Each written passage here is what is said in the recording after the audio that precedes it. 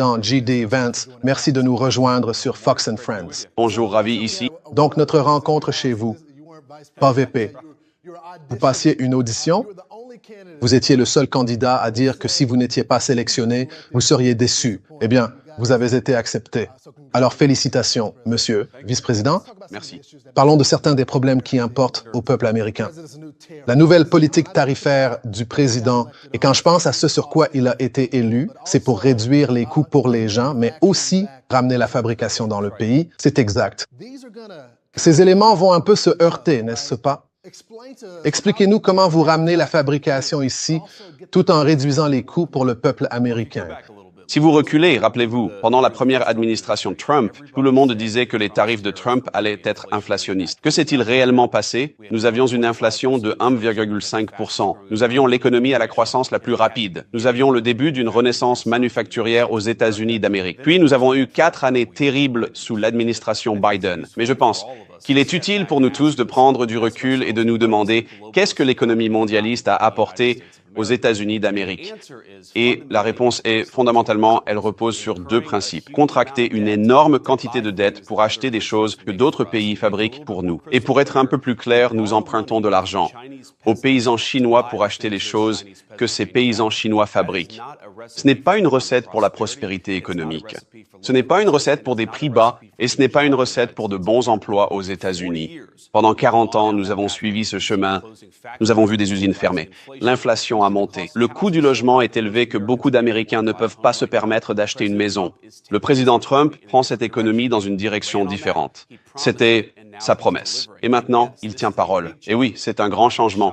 Je ne vais pas m'en cacher, mais nous avions besoin d'un grand changement, Laurence. Nous ne pouvons pas continuer sur la voie mondialiste de Joe Biden, où nous avons 2000 milliards de dollars de dettes et de déficit en temps de paix.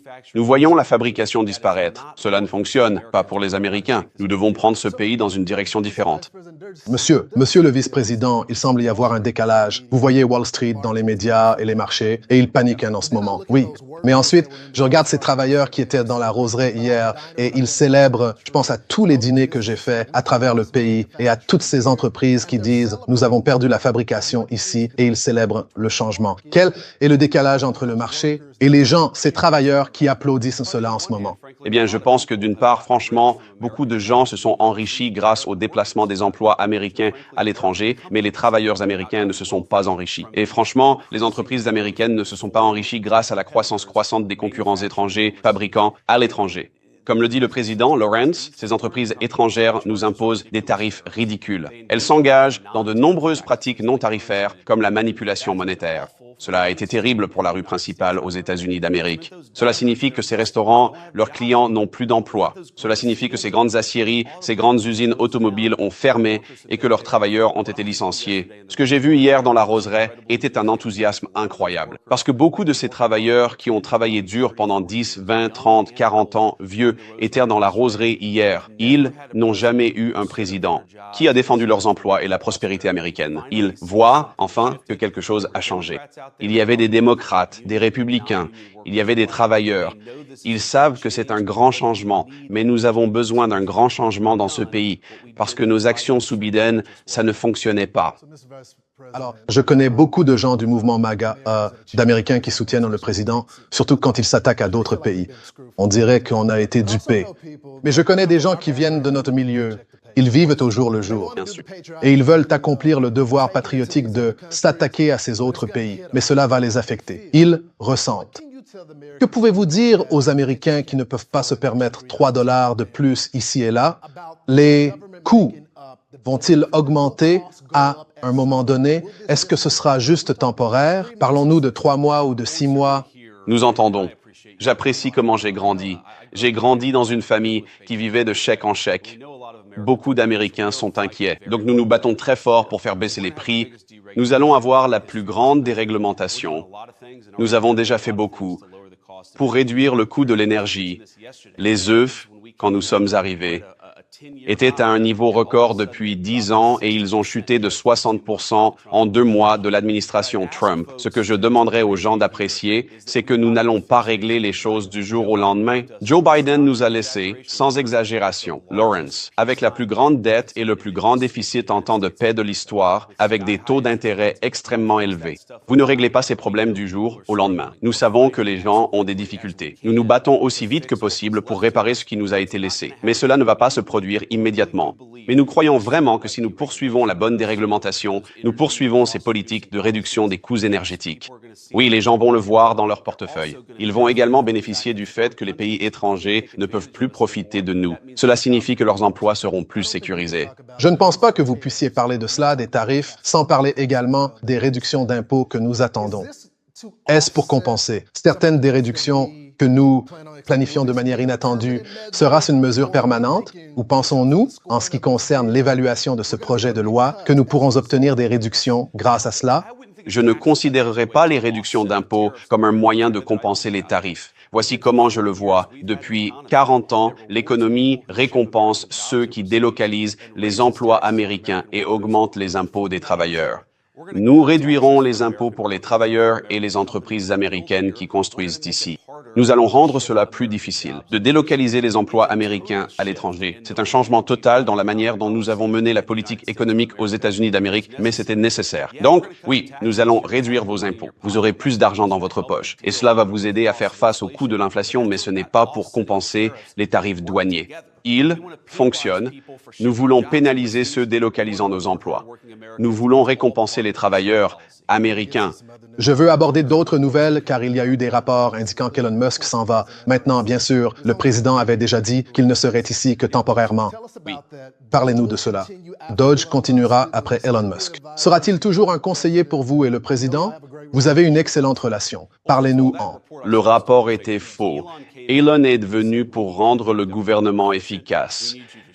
Nous avons besoin de vous pour réduire l'incroyable et vaste bureaucratie, qui contredit la volonté du peuple américain, mais coûte aussi beaucoup trop d'argent. Et nous avons dit, cela prendra environ 6 mois. Et c'est pour cela qu'Elon s'engage. Mais bien sûr, il va continuer à être un conseiller. Et d'ailleurs, le travail de Doge est loin d'être terminé. Le travail d'Elon est loin d'être terminé. Vous regardez toutes les subventions frauduleuses qu'ils ont découvertes. Vous regardez les personnes qui ont 150 ans, qui perçoivent frauduleusement des paiements de la sécurité sociale. Vous voyez notre système de sécurité sociale. 40%. Des personnes qui appellent commettent en fait une fraude. Cela signifie que les 60% qui ont besoin de leur chèque de sécurité sociale attendent en ligne. Doge a beaucoup de travail à faire. Et oui, ce travail va continuer après le départ d'Elon. Mais fondamentalement, Elon va rester un ami et un conseiller pour moi et le président. Et il a fait beaucoup de bonnes choses. Les gens ne réalisent pas à quel point la bureaucratie était vaste et incontrôlée. Nous avons commencé à l'éroder, mais il y a beaucoup de travail à faire. Cela ne va pas se faire en 6 mois. Cela va nécessiter un effort long et engagé. Parlez-nous des nouvelles concernant TikTok. Il semble que le président va peut-être annoncer aujourd'hui une proposition, peut-être. L'Amérique possède environ 50% de TikTok. Un investisseur privé possédera l'autre partie. Cela va-t-il se produire aujourd'hui? Je ne veux pas devancer les annonces présidentielles, mais ce que j'ai dit, nous avons travaillé très dur, le président, l'équipe, pour accomplir 2 choses. Tout d'abord, vous voulez vous assurer que l'application TikTok aux États-Unis ne surveille pas les gens. C'est bon pour la sécurité nationale. Vous voulez également donner aux gens accès à cette plateforme incroyable qui, comme nous le savons, est là où beaucoup de jeunes obtiennent leurs informations. C'est là que beaucoup de jeunes ont découvert les politiques de l'administration Trump. Et nous devons accomplir ces 2 choses. Nous sommes dans une bonne position. On continue. Je laisserai le président faire cette annonce. Si cela ne sort pas avant la date limite, car je sais que le président a prolongé. Cela sortira avant la date limite. Nous avons quelques jours pour finaliser certaines choses. Le président annoncera notre décision finale. Parlons de poursuites dans ce pays, c'est important. Nous voyons des juges bloquer des immigrants illégaux qui sont entrés dans le pays illégalement. C'était le premier crime. Et puis le deuxième crime, ils ont victimisé des citoyens américains, meurtres, violeurs et tout ça. Que va-t-on faire à ce sujet? Nous voyons ces histoires isolées de, vous savez, cette personne était un grand-père. Et puis ils traînent avec MS-13. Alors, Que va-t-on faire? Les tribunaux bloquent cela en ce moment, la branche exécutive. Que comptez-vous faire à ce sujet? Nous allons faire appel.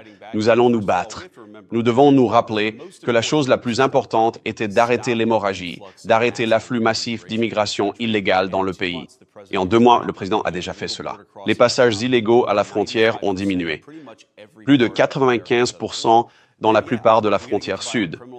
Oui, expulser les criminels violents, expulser les immigrants illégaux entrés sous Biden. Nous faisons. Certains juges radicaux ont dit que vous ne pouvez pas expulser les membres du gang MS-13. C'est fou. Nous pensons que la Cour suprême va annuler cela. Nous allons poursuivre pour la prérogative du président d'appliquer la loi. Le nombre de personnes qui sont entrées ici.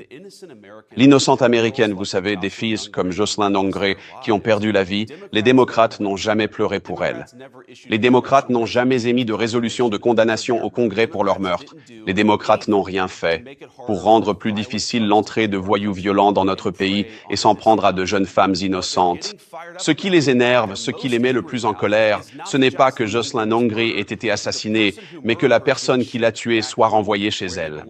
Là où elle appartient, pas aux États-Unis, cela montre des priorités honteuses des démocrates. Nous n'allons pas laisser cela nous barrer la route. Nous allons continuer à faire le travail du peuple américain. Monsieur le vice-président, puis-je vous demander de mettre votre casquette d'avocat un instant, parce qu'ils font référence à l'un de ces cas d'un monsieur qu'ils disent ne pas avoir dû être expulsé du Salvador. Ils ont dit qu'il n'était pas lié au MS-13. Que leur diriez-vous à propos de ce cas? Parce qu'ils disent que c'est une personne qui était un excellent membre de la société. Vous avez examiné les dossiers judiciaires, vous avez parlé aux hommes et aux femmes sur le terrain. Que pouvez-vous nous dire à propos de cette situation? Il y a eu des cas où les démocrates et les médias disent « Oh, cette personne était juste un père innocent de 3 enfants ». Puis vous découvrez, c'est le cas dont vous parlez. En 2019, un juge de l'immigration a examiné toutes les preuves, a regardé toutes les données et a conclu que cette personne prétendument innocente que nous avons renvoyée au Salvador était en fait membre d'un gang MS-13. Il avait également commis quelques infractions au code de la route. Il ne s'était pas présenté à certaines dates de tribunal. Ce n'est pas exactement le père de l'année. C'est une personne que nous ne pensons pas devoir être dans notre pays. Voici le point le plus important, cependant, Lawrence. C'est que quel que soit l'argument, la justification, personne ne doute, les médias de gauche n'ont pas critiqué l'idée que nous pouvions expulser cette personne.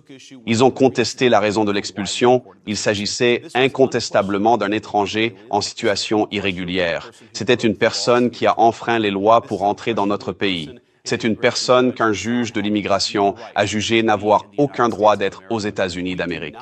Nous ne demandons pas la permission aux démocrates d'extrême gauche avant d'expulser des immigrants illégaux. Nous faisons le travail du peuple américain. Et encore une fois, pour le peuple américain qui regarde, c'est un placement des priorités tellement étrange et erroné. Nous devons rendre notre pays plus fort. Nous devons créer des emplois. Nous devons rendre nos rues plus sûres. Qu'est-ce qui fait que les démocrates du Congrès se mettent plus en colère contre l'expulsion des membres de gangs violents que contre les victimes de ces membres de gangs violents? Je ne comprends même pas d'où ils viennent. Ils ont perdu pied et ils doivent revenir à la réalité. Je pense que cela aborde un sujet plus vaste sur la guerre juridique. Ce ne sont pas seulement les affaires d'immigration, mais presque tout ce que l'exécutif fait a été contesté dans ces tribunaux inférieurs. Y a-t-il un moyen d'accélérer cela directement à la Cour suprême? Ou devons-nous légalement laisser les tribunaux inférieurs, vous savez, prendre ces décisions? Cela va aux cours d'appel et enfin, cela va à la Cour suprême. Les gens disent que les 4 ans seront écoulés d'ici là. Eh bien, il y a beaucoup de choses que nous pouvons faire, pas seulement des appels. Nous pouvons limiter la juridiction de certains tribunaux. Même lorsque certains tribunaux rendent une décision, disons que vous n'êtes pas autorisé à expulser une personne pour une certaine raison, nous pouvons toujours expulser cette personne pour une autre raison. Donc ce n'est pas comme si les expulsions avaient cessé. Les tribunaux radicaux sont un problème. Nous savions que nous allions avoir ce combat. Après, nous allons porter l'affaire jusqu'à la Cour suprême. Nous allons gagner. Et quand nous gagnerons, mettra fin à cette question de manière permanente. Pensez à cela. Les démocrates, ils dépensent tant de ressources à combattre l'expulsion des membres de gangs. Il faut se demander où sont leurs priorités, mais nous savions qu'ils allaient faire cela. Nous sommes préparés, Lawrence, et nous battrons jusqu'au sommet des tribunaux. Monsieur le vice-président, je pense à votre histoire de vie, très similaire à la mienne aussi, grandir sans rien. Et maintenant, vous êtes le vice-président des États-Unis. C'est un grand pays, c'est un grand pays. Nous sommes presque au cap des 100 jours. Nous savons que le président a été ferme sur la frontière. Nous avons presque un contrôle opérationnel de la frontière à ce stade. Nous avons vu le gaspillage, la fraude et les abus être mis en lumière. Comment pensez-vous, comment évalueriez-vous ces premiers 100 jours? Mec, je pense que le président a fait plus en 100 jours que presque n'importe quelle administration en 8 ans.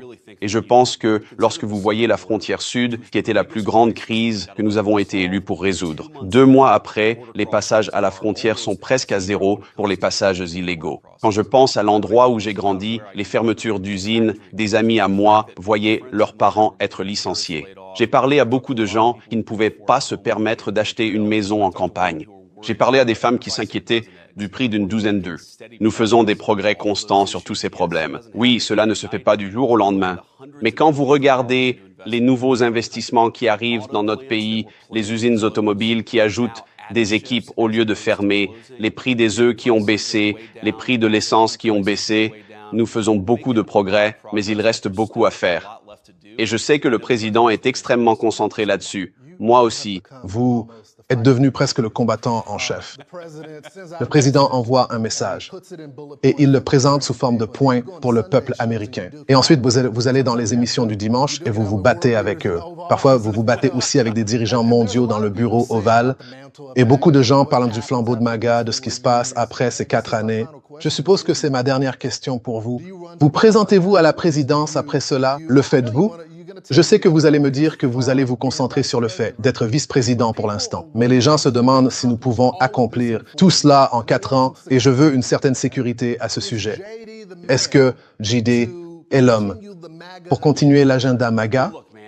Je ne suis pas concentré sur la politique, je ne suis pas concentré sur les élections de mi-mandat en 2026, ni sur l'élection présidentielle en 2028. Je parlerai au président, nous déciderons de ce que nous voulons faire. Mais la façon dont, si nous faisons du bon travail, la politique se gère d'elle-même. Je veux que l'Amérique soit à nouveau prospère. Je veux que les communautés soient à nouveau sûres. Je veux que nous ouvrions des usines plutôt que de fermer des usines. Je veux que les gens de ma génération puissent se permettre d'acheter une maison pour y élever une famille. Et je veux arrêter toutes les guerres ridicules qui ont été commencées par les administrations précédentes. Il y a tellement de choses à faire et je ne pense pas à ce qui arrivera dans 3 ans. Si je fais du bon travail, si le président travaille bien pour le peuple, et je sais que nous le ferons, la politique s'occupera d'elle-même. Faisons juste du bon travail. Quand vous déciderez, il faut me faire une promesse. Ce sera sur Fox and Friends. Merci beaucoup. Nous l'apprécions.